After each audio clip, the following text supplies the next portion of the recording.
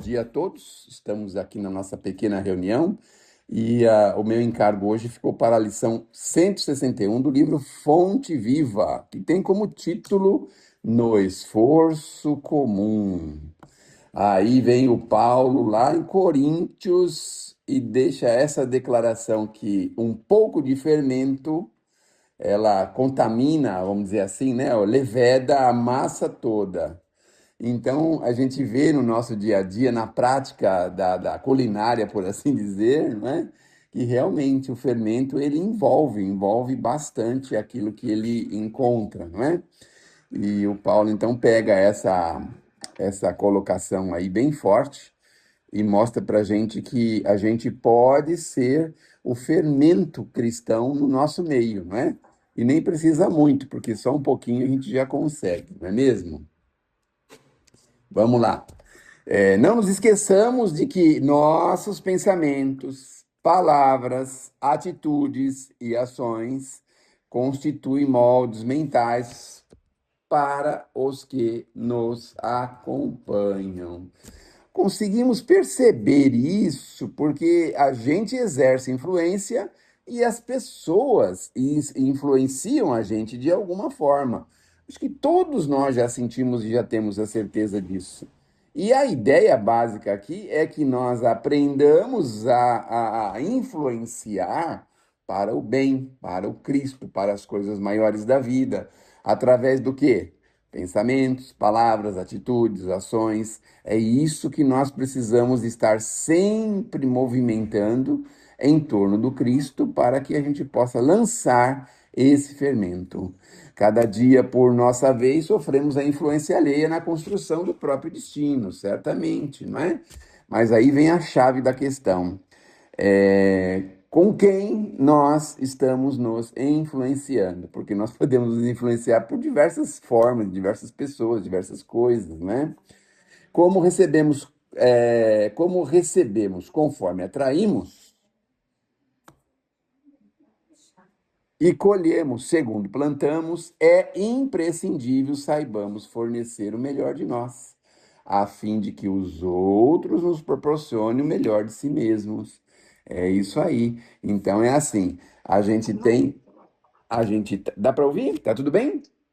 A gente tem a influência daqueles que nós convivemos, mas quem são os que nós convivemos? Justamente aqueles que nós atraímos pela nossa forma de viver. Uma coisa vai ligando na outra, não é? Então é importante a gente sempre pensar nisso. Se nós estamos mal influenciados, é provável que estejamos andando de forma obscura ou de forma tortuosa, por assim dizer. Todos os pensamentos atuam nas mentes que te rodeiam. Então, os nossos pensamentos também atuam nos pensamentos alheios. É uma espécie de ondas, há ondas que envolvem as pessoas ao nosso redor, não é? Então, imaginar um som, uma música, um rádio, uma coisa ligada, todo mundo escuta, não é mesmo? Todo mundo ouve. Os pensamentos são silenciosos, mas muitas vezes a gente escuta. Vocês já foram em algum consultório médico e estavam perto de pessoas que estavam assim, carantonhos, nervosos, irritadiços, ou em algum lugar fechado em que vocês estão junto com pessoas assim? Veja como que é difícil. A gente parece que sente aquela coisa forte, aquela vibração pesada, não é? Então, os nossos pensamentos também atuam. Quando a gente consegue pensar de forma harmoniosa, fraterna, bonita, aí o que que acontece? A gente também transmite isso para as pessoas. Algumas pessoas chegam até a dizer assim: nossa, como tá gostoso aqui o clima, como tá gostoso aqui a nossa convivência, não é? É porque tem alguém ali pensando nas coisas maiores da vida, em coisas melhores, em coisas edificantes, em coisas mais produtivas, em coisas melhores. Todas as tuas palavras gerarão impulsos nos que te ouvem. Ai, que coisa perigosa. Vocês estão percebendo que ultimamente quase a gente não pode falar mais nada, não é? Brincadeira, então, parece que acabou. Nós não podemos brincar mais com ninguém, não podemos fazer mais nada, porque essas palavras e essas frases geram nas pessoas um sentimento. Então, nós estamos ficando destreinados desse sentimento e a gente se ofende por qualquer coisa, a gente se aborrece por qualquer coisa, Então é difícil. Hoje em dia nós precisamos tomar muito cuidado com as palavras, porque as palavras geram impulso na gente. Às vezes nem é a palavra é falada, né? Articulada. Muitas vezes é a palavra escrita. Já viram quanta confusão dá nessas redes sociais porque a pessoa escreveu, deixou de escrever tal coisa? Veja só. Todas as tuas frases escritas gerarão imagem nos que te leem. Olha, acabamos de falar isso, né? Então, quando a gente escreve, as pessoas ficam imaginando aquilo que nós estamos falando. Quando a gente faz exposição na casa espírita, acontece a mesma coisa. Por isso que o expositor tem que tomar cuidado, porque às vezes ele tira um exemplo infeliz, pega uma situação triste, feia, alguma coisa assim, e as pessoas ficam naquela ideia, imaginando aquilo, né? Fazendo, gerando aquela ideia, aquela imagem dentro de si. Todos os teus atos são modelos vivos, influencianos que te cercam. Então, as nossas ações certamente nos influenciam, não é? Quem dirige, às vezes está no farol, esperando o farol abrir, e de repente alguém passa, aí você vai atrás. Quando você vai ver, o farol está fechado. Olha que interessante. A gente, às vezes, distraidamente, a gente se deixa influenciar dessa forma e não raras vezes, né, no convívio, no dia a dia. Veja, quando tem um problema na rua, uma espécie de confusão, alguém começa a bater boca com o outro, né, aí as pessoas tomam partido, ficam um de um lado, outro do outro e tal. E aí isso gera também aquela dificuldade, aquele problema, aquela situação difícil. Por mais que te procures isolar, por mais que te procures isolar, será sempre uma peça viva na máquina da existência. As rodas que pousam no chão garantem o conforto e a segurança do carro. Somos uma equipe de trabalhadores. Quem é essa equipe de trabalhadores, né? Quem será que é? Agindo em perfeita interdependência da qualidade do nosso esforço, nasce o êxito ou surge o fracasso do conjunto. Nossa vida, em qualquer setor de luta, é uma grande oficina de moldagem. Então, nós não sabemos, mas nós estamos influenciando, mesmo fazendo as coisas que nós estamos fazendo, que a gente pensa que não influencia ninguém, né? E escravizar-nos-emos ao cativeiro da sombra, ou libertar-nos-emos para a glória da luz, de conformidade com os moldes vivos que as nossas diretrizes e ações estabelecem. Lembremos-nos da retidão e da nobreza nos mais obscuros gestos. Recordemos a lição do Evangelho. Um pouco de fermento leveda a massa toda.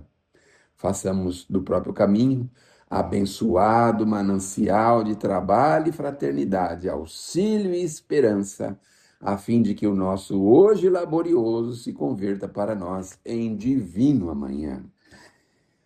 A gente vai falar uma coisa agora que provavelmente algumas pessoas podem discordar, mas algumas pessoas fazem um esforço tão grande, não é, para isso aí, para trabalhar, para ser um exemplo, para falar coisas edificantes.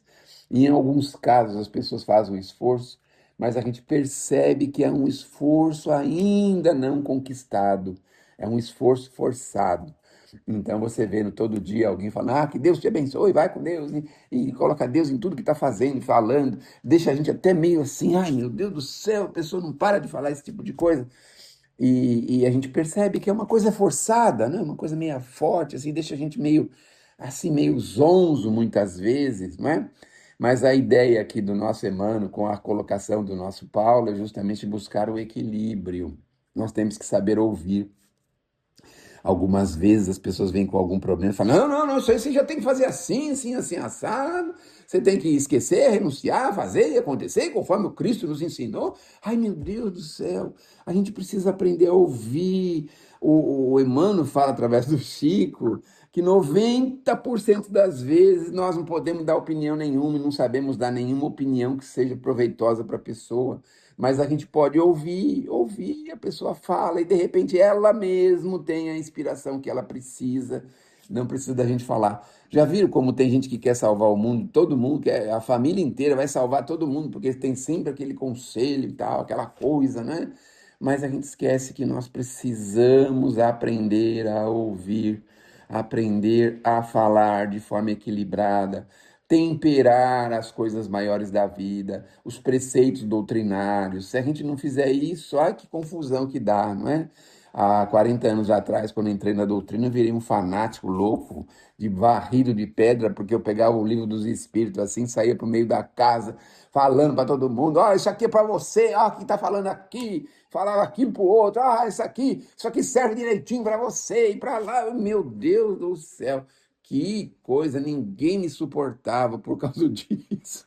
Mas aí o tempo passou e a gente foi devagarzinho aprendendo que as coisas são lentas, graduais. Olha, hoje a gente trabalha pelas beiradas. Sabe o que é pelas beiradas? Esses dias mesmo recebi um familiar aqui e eu querendo falar um pouquinho da doutrina, não é? E aí eu falei, pensei, não, a coisa tem que ir bem devagar. Falou: eu vou te dar uma coisa para você pensar. Da próxima vez que a gente se encontrar, não é? A gente volta a falar sobre isso e tal, tal e tal.